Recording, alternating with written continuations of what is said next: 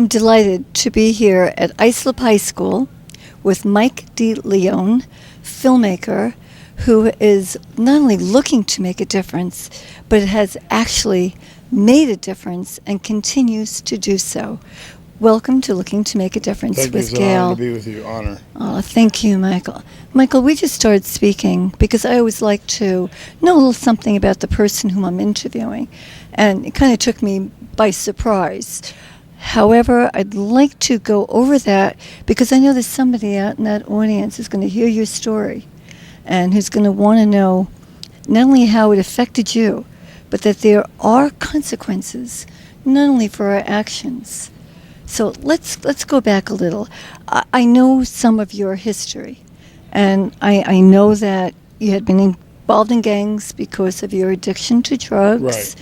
I know that you spent 12 years in jail, and then, of course, you were 2 years in rehab, and are now devoting your life, everything you have, to affecting change to help our youth and to help everybody out there.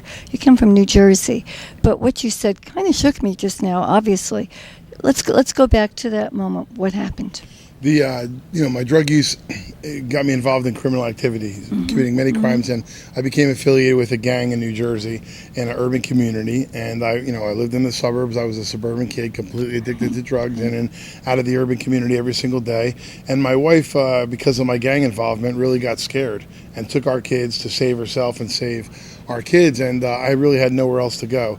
And the reason I do what I do is because I need to not only share my story, but to share the consequences of my story, because not only do I don't want my past to become the future of any of these kids, but we don't contemplate the consequences of our actions and how those actions affect other people. And when I was in my drug addiction, I didn't think about anything other than my drugs. And I never envisioned my criminal activity or my gang activity affecting members of my family. But when my wife took our kids and left, and I was kicked out of a place that we were living, I had nowhere else to go, so I moved in with my mother. And my mother was 63 at the time, retiring as a nurse, and she sold her house and moved into a condo apartment. And I moved in with her, my mid-20s, fully addicted to drugs, a gang member. And I put a drug deal together that went horribly wrong, and some people got shot, and some drugs and money went missing, and I was held responsible. And they came looking for me. It was May 13th, 1995, and they came looking for me, and I wasn't home. I was off on a drug binge.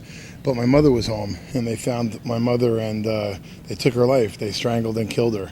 It was May 13th, 1995, and that was Mother's Day. Mother's Day morning, I came home to find my mother strangled and killed because of my choices and my decisions, and that's something I have to live with the rest of my life. I'm 100% responsible for that. Again, I never contemplated the consequences of my actions and how it would affect other people. But you have taken this now, and you're sharing it with everybody, and you're going to make this huge difference in their lives because of your film, An American Epidemic, and about the kids, which let's go back a little bit with that, shall we? So, 12 years in prison, Yeah. I obviously turned my life around, and when I got out, I wanted to make a difference. I wanted to become a drug counselor. I know a lot about drugs. I know a lot about why kids start using drugs, the perils of addiction, and so I felt I could make a difference as a counselor. Let me stop for 1 second there. There are many reasons why people turn to drugs, but what I want to continue on here is, did you ever expect that you become addicted? No, my mother didn't raise a drug addict, I became one on my own, and I try to tell parents that all the time. Parents who lose their kids or dealing with their kids in addiction, it's not their fault. If the parent gets high with the kid, guess what? It is their fault. But parents that don't use drugs with their kids, it's not a parent's fault. Kids start to use drugs for a plethora of reasons, but finding something, trying to find something, or trying to escape something. We don't teach kids about consequences. We don't teach kids coping mechanisms, and kids believe that marijuana, alcohol, prescription medication is safe. Yeah, I want to ask you about that. You said that you never want to see marijuana legalized and that you call it marijuana X. Why is that? So the marijuana of today is nothing like the marijuana of the 70s and 80s. The THC is much, much higher. It's being genetically modified. This is about the commercialization of an industry. And there's many people probably even watching this who think marijuana should be legalized. But if they really knew the truth about what is happening, it is just like big tobacco. It is just like alcohol to, marijuana. Addicting. It's very addicting. And it's not only addicting, it's going to get more so because of the THC levels that they're genetically modifying, and they're increasing those levels. All right, so let's go back now.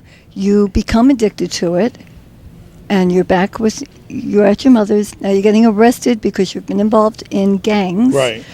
Leads to a life of crime, I'm sure. Theft. I committed so many crimes. If I got caught for everything I did, I'd be in prison the rest of my life. But God saw to it after 12 years to give me a second chance. And because of that opportunity and that second chance, I really felt that I had an obligation to society, to my mother, to her legacy, to my wife and daughter and my son, and to my future. What was that second chance? What happened to you to turn this whole thing around? I know the shock of your mother, the children, and your wife not being with you, but what happened? Because there's somebody out there, too, who's saying, I need that shock. Yeah, that aha moment, the light bulb Yeah, going what is off. that? What happened to you? For me, it was really finding myself in a desolate place. Everywhere I turned, there was a brick wall or there was bars. My life was completely over as I knew it, and my entire future was changed. I'm not in prison anymore, but the prison, it affects me every day the rest of my life. It will. And so I really, by being given a second chance, one that I truly don't believe I deserved, God thought I did, and so I really. I think we also believe you deserve it, because look what you're doing today. You have traveled 40 states, interviewed 600 people, right, 600, to find out about heroin, opiates, in order to get this message across. All right, so now let's go back. You become a counselor. I become a counselor. I'm working on my certification at the time in the state of New Jersey, and I'm counseling about 26 kids underneath a licensed professional counselor. She's certifying my hours, and in the span of 10 days, I lost 4 kids to a heroin overdose in Camden, New Jersey. I was devastated, and I wanted to tell those 4 kids' story. So I set out to interview the girlfriend of the first boy who died, and I started to interview different kids. Before I knew it, in 10 months' time, I visited 4 urban cities in New Jersey. I interviewed 137 addicts on the street. Every single one of them was a suburban kid who came to the urban community to get their drugs, and the drugs sucked them in, and they ended up homeless on the street, prostituting themselves, completely for $5 addicted to heroin. It was a bag of heroin. Yeah, it was absolutely devastating, and so many of the kids died. I would interview kids and hear days later or weeks later that they lost their life to an overdose. So kids are dying every single day, and I wanted to put out a film, Kids Are Dying, that showed the progression of opiate addiction, where it begins and how bad it really is. Let's give some statistics, if we may. I believe it's over 700,000 throughout America dying of heroin. Opiate, am I also correct with opiates? Right. 300% increase. It's 45 a day going, and 30 absolutely. getting help. Dying of drugs and drug overdoses, illicit drugs and prescription medication, you're about 130 people a day. Every 19 minutes someone is dying of a drug overdose in this country, and for every one that dies, there's 50 to 100 overdoses that don't result in death. I don't try to measure everything by death, because I think there's things worse than death. There's kids ending up as quadriplegics, they're bedridden. That we don't burdened. hear about, Absolutely. that we're not seeing. Right. We measure everything by how many died. There's so many more and problems. The families who are affected, the breakdown, everyone is affected by this. Siblings, parents, losing their kids, burying their kids. Now, Mike, the face has changed. Would you agree? In the last 10 years? Changed. And that happened in the late 90s, early 2000s with prescription medication, especially opiate narcotics. We started prescribing opiates for pain, acute pain and chronic pain. We started prescribing it to kids who are suffering rotator cuffs tears and ACL tears and Which wisdom are painful. tooths. Very, but not necessary for a narcotic, an opiate. And that escalation began in the early 2000s. At the same time, we put pharmaceutical advertisements on our television sets, and kids believe prescription medication is safe. And so then they get hooked on an opiate, they're unable to get off, and then once they can't get their pills anymore, they turn to the next best thing, which is heroin. And the heroin use in this country has exploded. And the face has changed, as you said. It's 85% of the overdose death in this country is happening in middle class and upper middle class and affluent honest communities. students. Absolutely. AP students, honor roll students, college students. Yeah. And more girls. Over 50% are now females. Female. Yeah, it's a little higher male over female, but it's like 75% Caucasian, and it's suburban and rural youth of America and middle class of America who are being affected by this. Now, what you want to do is not only bring awareness, make people cognizant, hopefully prevention, but you also want to get insurance. How's that going to work? Yeah, my goal in my life, really, I'm dedicated to the 7 days a week. Prevention and education is my main focus, to change the conversation, to educate kids about the real consequences of getting involved in marijuana and alcohol as a teenager, and prescription medication, maybe more illicit drugs later on. I want to change how we're treatment in this country. We are at a stage now where heroin and opiates is absolutely epidemic. We can no longer send people to treatment for 28 days and expect them to come out and be fine. Absolutely not. And so insurance needs to change. We have to send people to a minimum of 90 days inpatient, minimum. Let me ask, are you conversant with the 54623 Senate bill? Yes. Okay, what can we do about that if you address the audience? Well, I believe everyone should call their state senator or state assemblyman and tell them how they feel about that bill. Look it up. That bill mandates insurance companies, give 90 days of treatment minimum. And, New York has got some amazing legislators who really get it, and they're trying to do things and hold people accountable, hold insurance companies accountable. We need help right now. We're in a crisis. And if we don't put a fence up around this hole where people are falling into and drowning, we're going to find ourselves to an epidemic that's going to devastate our country. And so your senator, your assemblyman needs to hear from you. You must call them and tell them to vote yes to push that legislation through the Senate and the Assembly. Absolutely. What is your goal for today, your immediate goal? Is it awareness? Do you believe that we can stop this? I believe the only way we're going to stop this is we have to change the conversation we have to change the conversation and change the attitudes and behaviors from youth, teenagers and young adults towards drugs. Kids don't believe marijuana is harmful. Kids don't believe alcohol is harmful. It's a rite of passage. If we don't change that conversation, too many of them are going to become addicted to alcohol. So communication, get it out there, get the information. Education is always key. I want to mention that you have spent your lifelong savings to make the two movies, $40,000 for the first and $100,000 for the American Epidemic. And your wife is with you, with the children. She's your rock of Gibraltar there, supporting everything you do. You have not only in your head, but hopefully redeemed, but you've gone above and beyond. And I know that your mom is looking down right now and saying, thank you. Well, you're saving lives. You really are. The savings, the money I've spent is really irrelevant to the value I think it's getting. My return on investment is a letter from a parent, an email from a parent telling me that they got their child into treatment. When we go into the schools, I have parents tell me the kid came home and talked about the assembly, admitted to the parent that they were using drugs or asked for help. Amazing. Walk out of the assembly and walk down to a guidance office saying, I think I might need help, just because of something that I said. That means everything to me. It was worth it. So first it's awareness, and then we have rehab. And before we were talking about statistics, 80% incarceration as opposed to 20% rehabilitation. You'd like to see it the other way. Absolutely the other way. We need to treat all these people in our county jails.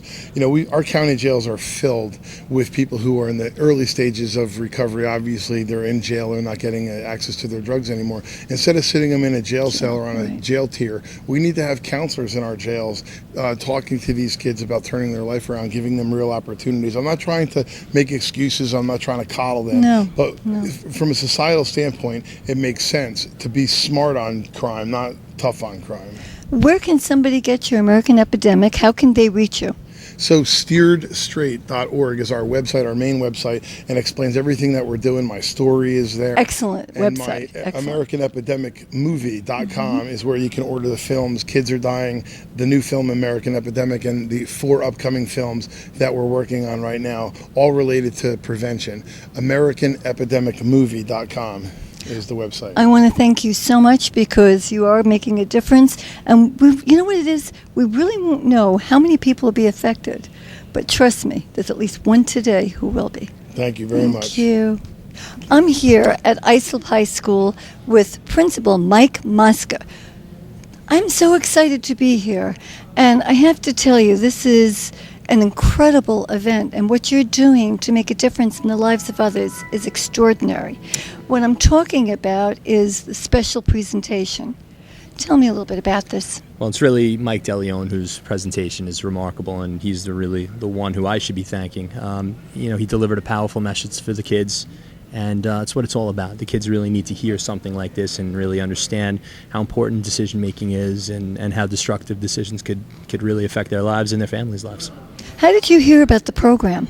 Well, fortunately, Mike reached out to me, and through some schools that he's been to in the past, I made a few calls, and they told me don't even worry about it, just book him. He's that powerful, and they were 100% right. So I'm very glad I did. This is wonderful, and this is the first step because education to everything is key. Would you agree? Absolutely. It's a lot more than just what they learn in the classroom between the bells. So having a presentation like this really it hits another facet of what these kids need to know in life. Were you surprised at the statistics about who is affected today? It is scary, and you hear the numbers all of the time, and when you can actually put the numbers to real faces, that's when it really hits you, and that's what Mike does so well in this assembly, is he really brings you people who tell their stories, and it makes it even more powerful. But you're also courageous, bringing it into the schools, and I hope that this will continue so that we can get this throughout the country. I hope so, and again, it's when he reaches out and he does the right thing. So it was it just came to me, and it came to us, and I'm the one who's blessed, and luckily my students get to benefit from it. What is the reaction of the students? Because he's doing 2 presentations today. Yeah, the first group was awestruck. You could hear a pin drop in the auditorium when he was telling his story, and the feedback from the teachers and the students after the fact has just been phenomenal. You could tell the message definitely hit home. Well, I want to thank you so much. It's a pleasure. Likewise. As a former educator, this was fun for me to be here. Absolutely, I'm glad you came. Thank you. Thank you. I'm really excited because I'm here with Molly McGee. Molly, tell us a little bit about why you're here today for this incredible occasion. I am here. I'm bringing awareness as well. I started a charity by the name of Foundation to Recovery.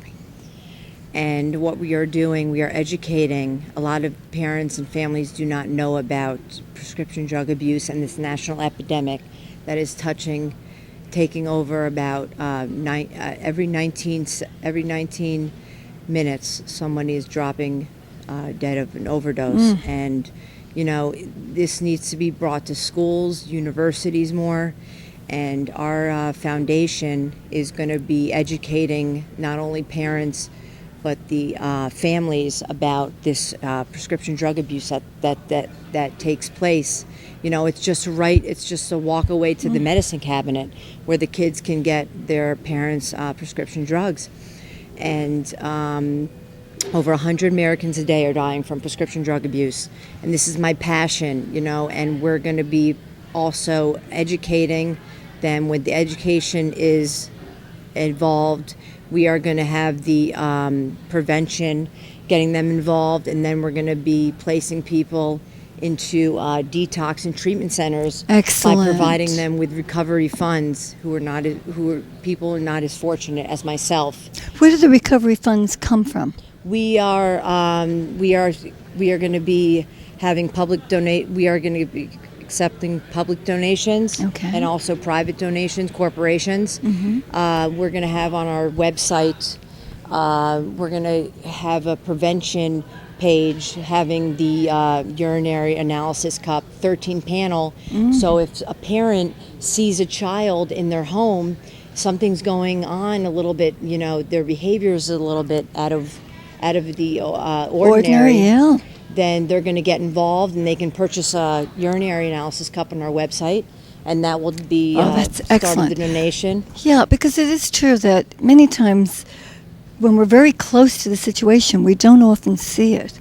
And there's a lot of denial. A lot of denial. Right, right. And, you know, a lot of these parents are in denial, and there's a lot of ego out there, but there's little self-esteem. And these kids, Well said. you know, these kids find their self-esteem going through these, you know, circumstances, and it's about the behaviors before they pick up the drugs and the alcohol. And the kids are in denial as well. Exactly. They tend to think they can just start here, do this, and that's the end of it. Exactly. And it's the self-esteem that brings them to the thinking. They're thinking about it. And then that's when their intelligence just decreases. It takes them to a black hole. And that's when they can walk to their medicine cabinet or go to a doctor, fill a script. Oh, I rolled my ankle. Can I have a prescription Can I have drug? a prescription medication? Takes off like Right, that. And right. before you know it, you're hooked. And I'm here to save lives and make a difference in this world. And I'm so passionate about what I do. And you are making a difference. I want to thank you, Molly. Now, you travel around the country? Currently, we are starting in Boca Raton, Florida. Mm-hmm. And we are going to eventually be national. Excellent. We have this national epidemic, but it's going to be a national foundation to combat this national epidemic. And this is, I'm living the dream, and I'm here to help everybody else. Well, Looking to Make a Difference thanks you, and anything we can do to help, we're here as well. Thank you so much, and it's www.foundation2recovery.org. Excellent. Thank you so much. Thank you very much. God I'm bless asking you. you to do two things. If you know someone's involved, you know someone's using, I'm asking you to talk to them. If they don't listen, talk to someone that they love. And if you're involved, I'm begging you to get help before it's too late. Because 9 out of 10 people who find themselves in need of treatment, 9 out of 10 people who find themselves in addiction start right here. Even earlier, 7th, 8th grade, can start right here with alcohol and weed. I'm getting serious though, because this is a serious problem that we have, right? And you know, everyone likes to have fun, but can you guys hear me in the back? Is this thing loud enough? Yeah? All right, good. Where do I start? My name is Jordan. I said that already. Yeah, so I came on board with Steer Straight for one reason and one reason only, is because I have a story and I want to share it with people who might be in the same position, and if they're not in the same position now, potentially could be one day. And what I mean by that is that, around this time I wasn't making good choices, and, I paid the consequences for them. And like Michael said, I had my stepfather always telling me, he would have these hour-long conversations with me. I just couldn't comprehend what he was talking about. You don't understand. That'll never happen to me. Right? I would say 95% of the things he warned me about happened to me. And I'm going to get right into it. I'm going to speed it up. I'm going to skip all the BS and then we get to the point. A few years later, I was running around. You couldn't tell me nothing. I was in middle school, high school, dropped out, got kicked out, all that stuff. Ever since I was in kindergarten, I was getting in trouble. And I loved it for some reason. I don't know why, right? I really did. And the one thing that stopped me in my tracks was waking up in the Smith Haven Mall parking lot from a heroin overdose, right? Which I found out recently that I was out for about 30 minutes, and that if my cousin didn't give me CPR the whole time while the ambulance was on its way for those 30 minutes, that I would be dead, because they gave me 2 shots of Narcan and I wouldn't have came back. And my cousin's girlfriend at the time was actually telling him to just call the cops. We called the cops and just leave him here. They were going to leave me in the parking lot. And something kicked up in him, that's my cousin. No, I can't do that. And I just found that out recently. I thought I was only out for a couple minutes. Right? So it had a deeper impact, and I was going to do this regardless. But finding that out about a week ago got me even more fired up. So the reason why I'm here today is to talk about the problem that I had. And the problem that I had was that I was afraid, right? And I'm going to be honest. The last period, I talked a little different. I danced around a few things, but now I'm warmed up. And I'm going to be honest. I was afraid. I was afraid of my own shadow. I was afraid to tell people what I really felt. I was afraid to be my own person, right? And it took me waking up in that mall parking lot to 5 days later realizing what happened, because I didn't know what happened. I just knew that I had some video games that I stashed, and then I needed money So I needed those video games to get that money to go and sell them. First thing I thought, I woke up sweaty. I knew exactly what happened. That was way too good. I overdosed. And I'm looking around, and the EMTs are trying to, they're waking me up like, yo, why would you do this, man? You have no idea what my life is like. I live in Montgomery. My life is not that way. You have no idea what my life is like. My life sucks, right? I have to live as the suffer tattooed across my stomach. Why? Because I believe that. And I really did. Because the people that I was looking up to were selling drugs, doing drugs, and they weren't doing anything else but that. Most of them are dead or in jail right now, and that's the truth. A few of them passed away the last couple of years. And the reason why I'm here is because I don't want anyone to go through that. I don't want anyone to go through what I had to go through, Jay and Samantha went through, or Michael went through, and you're going to hear about that later. My story is my story, and everyone's different, but the one thing that we all have in common is that we were afraid, We didn't know how to deal with our problems, and for me, I had guidance counselors, I had, you name it, I had them trying to help me. I was on all types of different medications, Zoloft, this, that, the other thing. They were trying to figure out what was the problem, and I'll never forget the first day I took a pill, an opiate, and wow, this is what I was looking for, because I thought that I was going to find myself inside the pill, which is outside of myself, right? I thought I was going to find myself outside in the form of a pill, because they were giving it to me. And I found it that day. And I didn't know that I was getting hooked on it slowly but surely. And then eventually there came a day where I didn't have the money, and no one would help me out, and I couldn't take that pill, and I was sick. And I didn't know what was happening. I was sweating and stuff like that. And then I realized like what was going on. Someone told me that you're addicted. Like you either gotta stop or you just gotta take it for the rest of your life. And I was like, all right, well, I guess you gotta figure out a way to make this work. I gotta figure out a way to make this happen every single day. And that was my outlook. So that's what I did, and I went out and I tried to make this happen every single day. And what I mean by this is that I tried to find a way to manipulate people to give me drugs or get me what I needed so that I could sell it and get drugs, and that's my whole life was. I stopped playing hockey, dropped out of high school. All that stuff wasn't important to me, and the one thing that was important was drugs. Eventually I led up to heroin. 6 months, I did heroin for 6 months, and I was in my first detox.